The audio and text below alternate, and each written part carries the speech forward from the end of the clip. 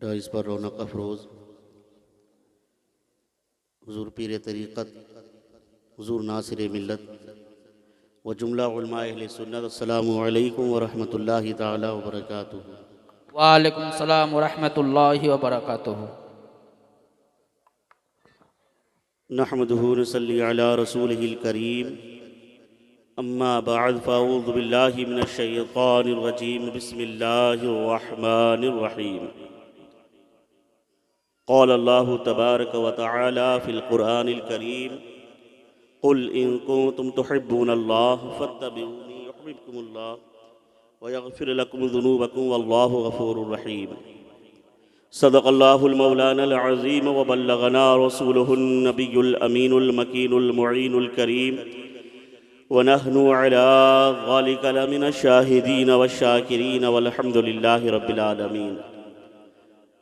غوث اعظم بمنی be سرو ساما مدد، قبلہ دی مدد کعبہ ایما مدد، بگرداب پلا افتاد کشتی، ضعیفان شکست رات پشتی، بحق خواجہ عثمان ہارون مدد کن مدد کن مدد کن یا معین الدین چشتی۔ از پے صدر الافاضل شیخ من جد من بدر منیر، کیجئے امداد ہم سب کی یا غوث اعظم دستگیر۔ آئیے نہایتی عقیدت و محبت کے ساتھ اپنے آقا و مولا حضور تاجدار مدینہ قرار قلب و سینہ، مشک و عنبر سے معطر جن کا پسینہ، روح فدا جناب احمد مجتبی محمد مصطفیٰ صلی اللہ تعالی علیہ وسلم کی بارگاہ بی کس پناہ میں درود شریف کا نذرانہ نہایتی عقیدت و محبت کے ساتھ پیش کر لیں۔ پڑھیے اللہم صلی علی سیدنا و صفینا حبیبنا مولانا محمد بارک وسلم، صلاۃ و سلام علیک یا رسول اللہ، الصلاۃ و سلام علیک یا حبیب اللہ صلی اللہ تعالی علیہ وسلم۔ قابل مبارکباد ہیں آپ تمامی لوگ، تمام اسٹیج پر رونق افروز علماء، فضلاء، حفاظ، یہاں جتنے بھی حاضر ہوئے ہیں، جتنے لوگ اس پروگرام کو سننے کے لیے آئے ہیں، احمد پور کے تمام لوگ قابل مبارکباد ہیں جنہوں نے آج کی رات اتنا شاندار، اتنا بڑھیا جلسے کا اہتمام کیا، انتظام کیا۔ اللہ آپ سب کا آنا، بیٹھنا، سننا، سنانا، اس محفل کو سجانا قبول فرمائے۔ آمین آمین۔ مجھ سے پیشتر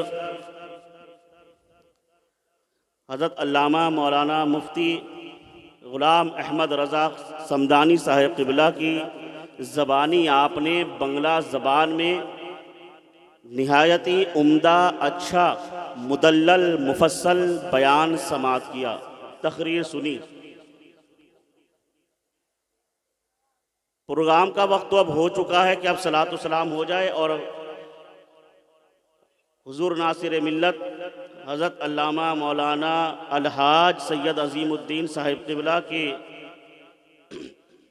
ہاتھوں سے اور ان کی زبانی ہم دعائیہ کلمات سنیں، لیکن چند جملے بطور تبرک، بطور نصیحت آپ کی گوش گزار ہیں۔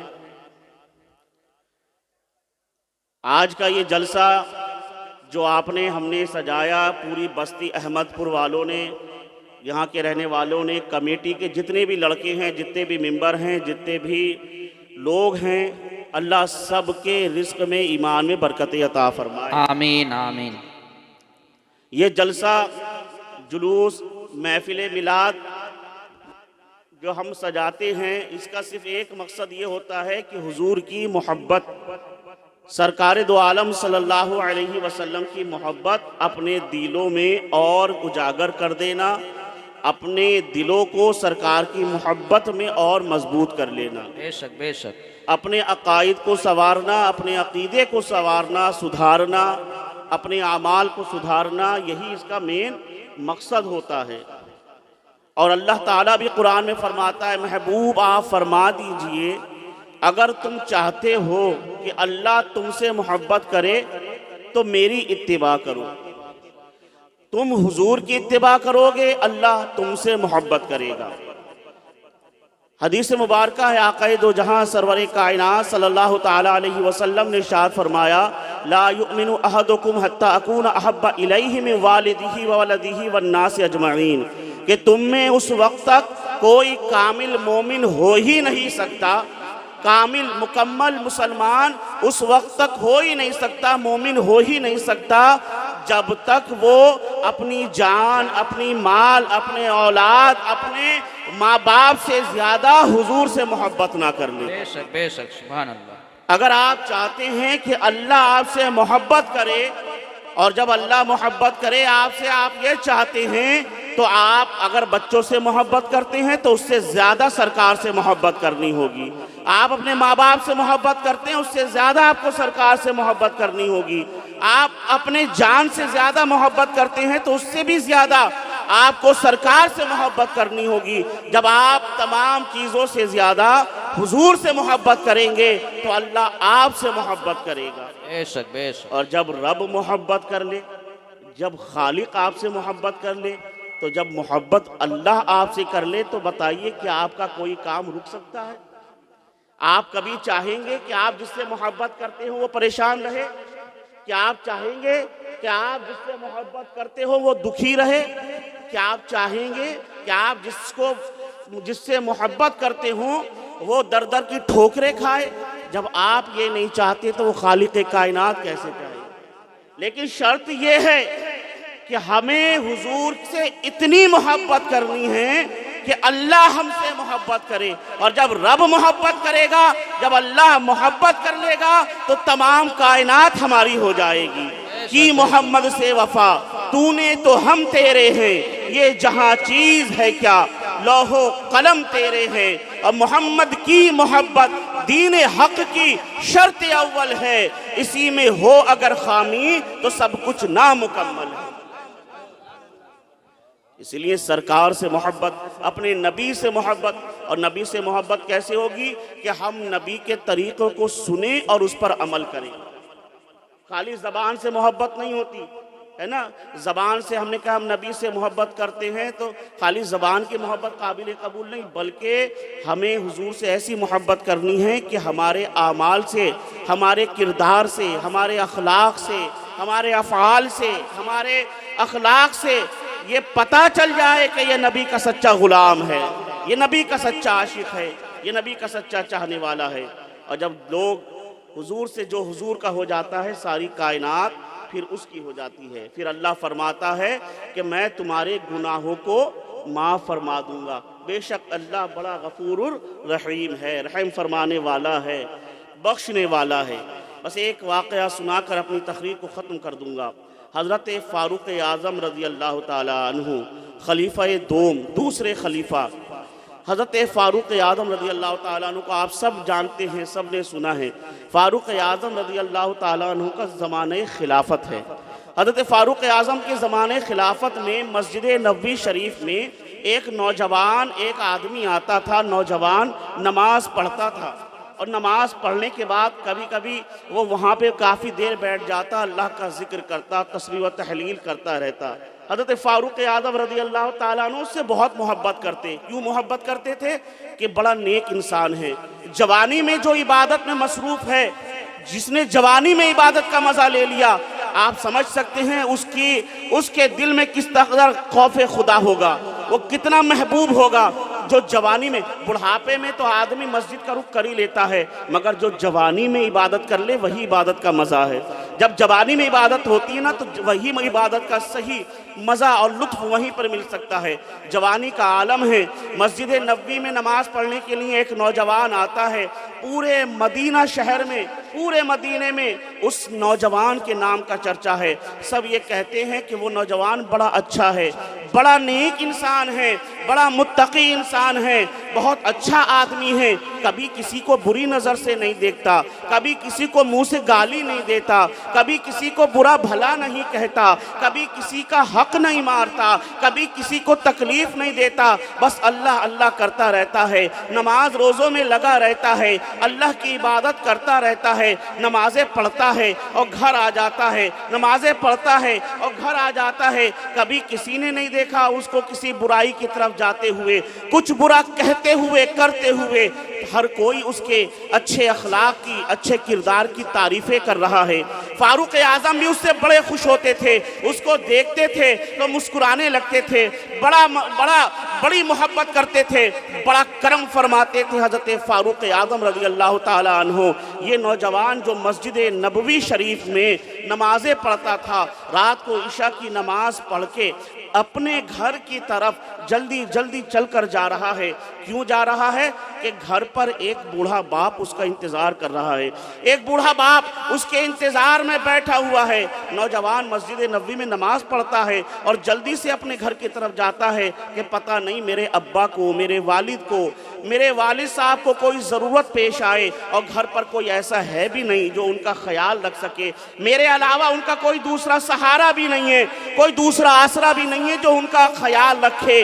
اس لیے نماز پڑھی، جلدی جلدی گھر جا رہا ہے کہ جا کر والد صاحب کو دیکھوں انہوں نے کھانا کھایا ہے یا نہیں، انہوں نے کچھ پیا ہے یا نہیں، انہیں کسی چیز کی حاجت ہے کہ نہیں، انہیں کسی چیز کی ضرورت ہے کہ نہیں۔ نیک فرما بردار اطاعت شعار بیٹا نماز پڑھ کے جلدی جلدی مسجد سے گھر جا رہا ہے۔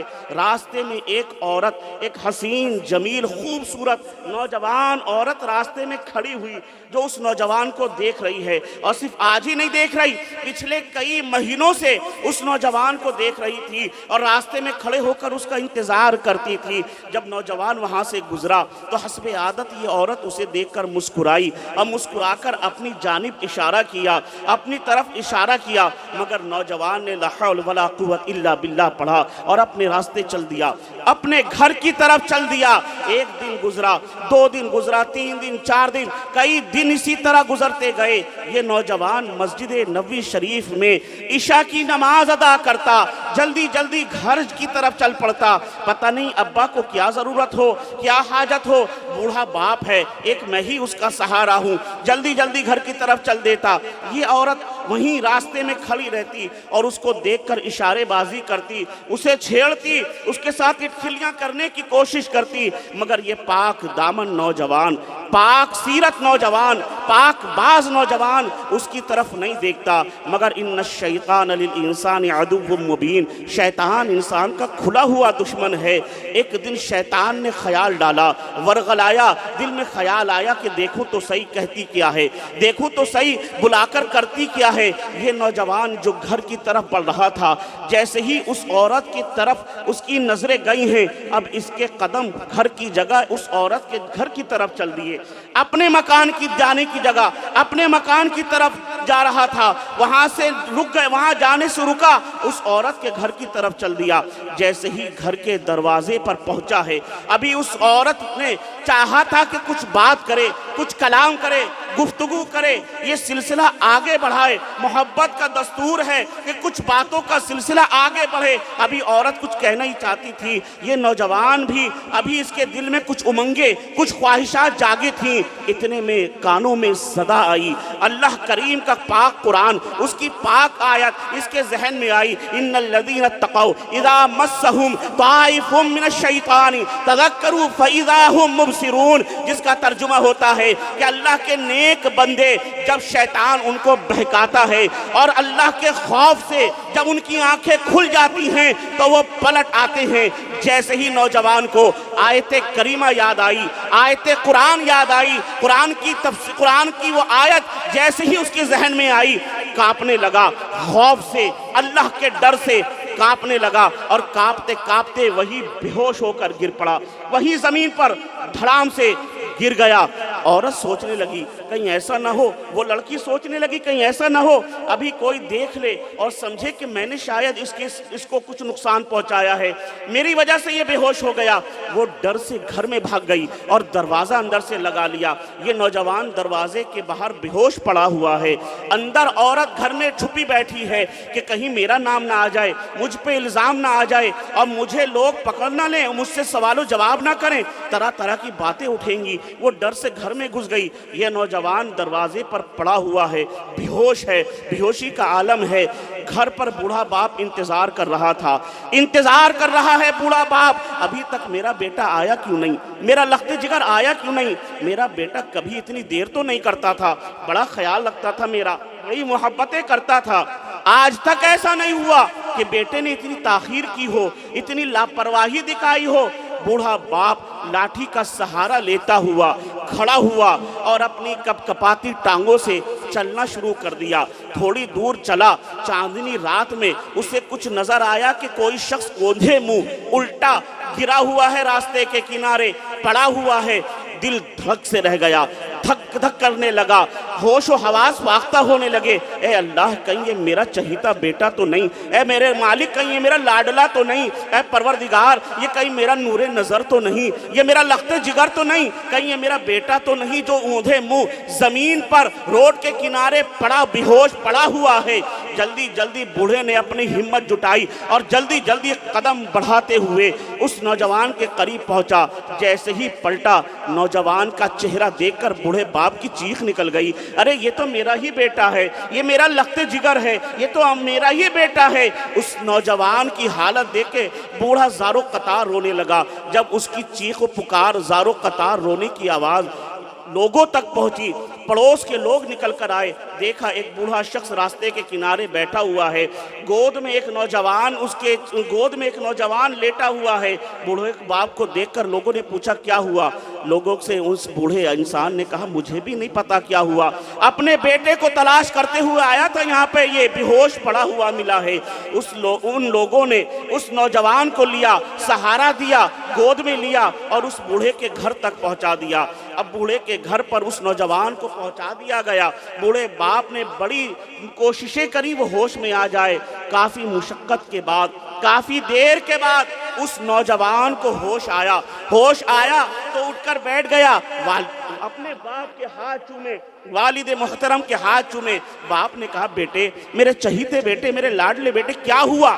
کیا بات ہوئی؟ تم بے ہوش کیوں ہو گئے تھے؟ تم تو کبھی اتنی تاخیر نہیں کرتے، کبھی اتنی دیر نہیں کرتے۔ یہی سوچ سوچ کر دل بیٹھا جا رہا تھا، تمہیں تلاش کرنے کے لیے نکلا، راستے میں تمہیں بے ہوش پڑے ہوئے دیکھا، کیا ہوا؟ تمہیں کس چیز نے نقصان پہنچایا؟ کس چیز نے تکلیف پہنچائی؟ بے ہوش کیوں ہو گئے تھے؟ تو اس باپ سے اس نوجوان نے کہا، نظریں جھکا کر شرمندہ لہجے میں کہا، ابا حضور مجھ سے غلطی ہو گئی تھی، مجھ سے غلطی ہو گئی تھی، ایسے بات ہے، میں نماز پڑھ کے آ رہا تھا، وہ عورت روز مجھے دیکھ کر ہنستی، مسکراتی، ٹھلیاں کرتی، مجھے چھیڑتی، اشارے کرتی، مگر کبھی میں نے اس کی طرف دھیان نہیں دیا، کبھی توجہ نہیں دی اس کی طرف، مگر آج کچھ ایسا دل میں جاگا کہ میرے قدم اس کے گھر کی طرف پڑ گئے، اور جیسے ہی میں اس کے مکان کے دہلیز پہ پہنچا، دروازے پہ پہنچا، اتنے میں میرے دل نے آواز دی اور وہ آیت کریمہ ان الذین اتقوا اذا مسهم طائف من الشیطان تذکروا فاذا هم مبصرون، کہ بہت سے ایسے لوگ ہیں، نیک بندے اللہ کے ایسے ہیں جن کو شیطان بہکاتا ہے، پھر اللہ کا خوف انہیں یاد آتا ہے اور ان کی آنکھیں کھل جاتی ہیں۔ ابھی یہ نوجوان اپنے والد کو یہ واقعہ سنا ہی رہا تھا، بتا ہی رہا تھا، جیسے ہی اس آیت کریمہ کو پڑھا ہے پھر سے چیخ ماری ہے، زارو قطار رویا ہے، اتنا رویا کہ وہی زمین پر گر گیا اور روح قفس انفری سے پرواز کر گئی، انتقال کر گیا۔ بوڑھا باپ جوان بیٹے کی لاش گود میں لیے ہوئے بیٹھا ہے، زارو قطار رو رہا ہے، اے اللہ یہی تو ایک سہارا تھا، یہی تو ایک آسرا تھا، یہی تو میری ایک جمع پونجی تھی، زندگی بھر کی کمائی تو یہی تھی، یہی میرا خیال رکھتا تھا، اے اللہ آج یہ بھی رخصت ہو گیا، آج یہ بھی چلا گیا، لیکن مولا ہم تو تیری رضا پہ راضی ہیں، ہم تو تیری رضا پہ راضی ہیں، جو تجھے منظور ہو مولا ہم اس پہ راضی ہیں۔ آس پڑوس کے لوگوں کو بلایا، چند لوگ حاضر ہوئے، آئے، آ کر دیکھا کہ لاش گھر میں رکھی ہوئی ہے، بوڑھا بیٹھا رو رہا ہے۔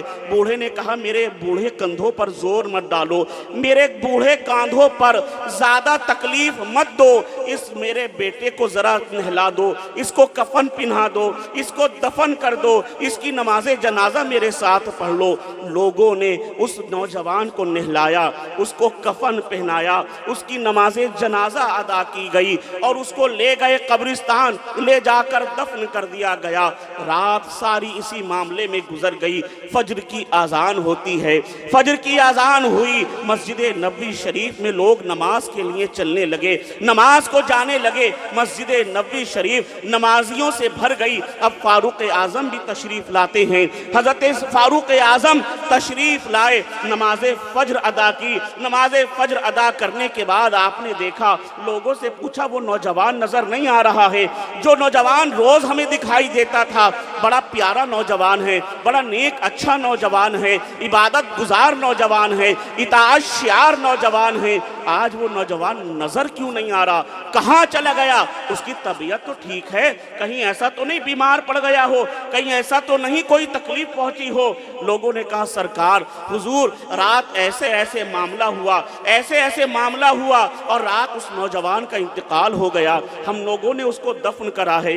حضرت فاروق اعظم کو بڑی تکلیف پہنچی۔ آپ نے کہا ارے مجھے خبر کیوں نہیں کری؟ آپ اس بوڑھے باپ سے ملاقات کرنے کے لیے، تعزیت پیش کرنے کے لیے حضرت فاروق اعظم خلیفہ وقت حضرت فاروق اعظم خود اس بوڑھے کے گھر پہنچے۔ جا کر اس بوڑھے سے پوچھا کیا معاملہ ہوا، کیا بات ہوئی؟ ارے انتقال کر گیا تھا تو ہمیں بتاتے، ہمیں کیوں نہیں بتایا؟ ہم آتے اس کی نماز جنازہ پڑھتے، ہم آتے اس کو کفن پہناتے، نہلاتے۔ اس بوڑھے باپ نے کہا سرکار میں نے دیکھا ہے یا امیر المومنین، آپ کو میں نے بڑی تکلیفوں میں دیکھا ہے، نہ آپ دن میں آرام کرتے ہیں، نہ سکون سے رات میں سوتے ہیں، سارا دن لوگوں کی خدمت میں لگے رہتے ہیں، ان کی پریشانیوں کا مداوا کرتے ہیں، ان کی تکلیفوں کو دور کرنے میں لگے رہتے ہیں، صبح شام آپ تکلیفوں میں رہتے ہیں، آپ کو آرام کا وقت نہیں ملتا، آپ کو سکون کا وقت میسر نہیں آتا، آپ بڑے بیزی اور بڑے پریشان رہتے ہیں۔ میں نے سوچا چند لمحے خلیفہ وقت کو آرام کرنے دیا جائے، ان کی آرام میں خلل نہ باندھا جائے، ان کو تکلیف نہ دی جائے، اسی غرض سے سرکار آپ کو خبر نہیں کری۔ حضرت فاروق اعظم فرماتے ہیں تو چلو ہمیں اس نوجوان کی قبر پر لے چلو، ہمیں اس نوجوان کی قبر تک لے کر چلو۔ بوڑھا باپ اٹھا، کانپتی ہوئی ٹانگوں سے حضرت فاروق اعظم کو لے کر اپنے جوان بیٹے کی قبر پہ پہنچا اور جا کر کہتا ہے یا امیر المومنین یہ میرے بیٹے کی قبر ہے، ابھی تازہ قبر ہے، یہی میرے بچے کی قبر ہے۔ فاروق اعظم رضی اللہ تعالی عنہ نے اس نوجوان کی قبر پر کھڑے ہو کر فاتحہ پڑھی اور فاروق اعظم فرماتے ہیں وَلِمَنْ خَافَ مَقَامَ رَبِّهِ جَنَّتَانِ، جو اپنے رب سے ڈر گیا اللہ اس کو 2 جنتیں عطا فرماتا ہے۔ اس نوجوان کی قبر سے آواز آئی یا امیر المومنین صدقتا، آپ نے سچ فرمایا، میرے رب نے مجھ پر اتنا کرم فرمایا، اتنا کرم فرمایا، وَلِمَنْ خَافَ مَقَامَ رَبِّهِ جَنَّتَانِ، کہ اللہ نے مجھے ایک نہیں بلکہ 2 جنتیں عطا فرمائی۔ سبحان اللہ، اللہ اکبر، اللہ اکبر، یا رسول اللہ، یا رسول اللہ، زندہ آباد، زندہ آباد۔ اس لیے نوجوانوں حضور سے محبت سچی کرو اور اللہ سے دعا بھی یہی کرو اللہ ہمیں حضور سے سچی محبت عطا فرمائے، اور اس طرح محبت کرو۔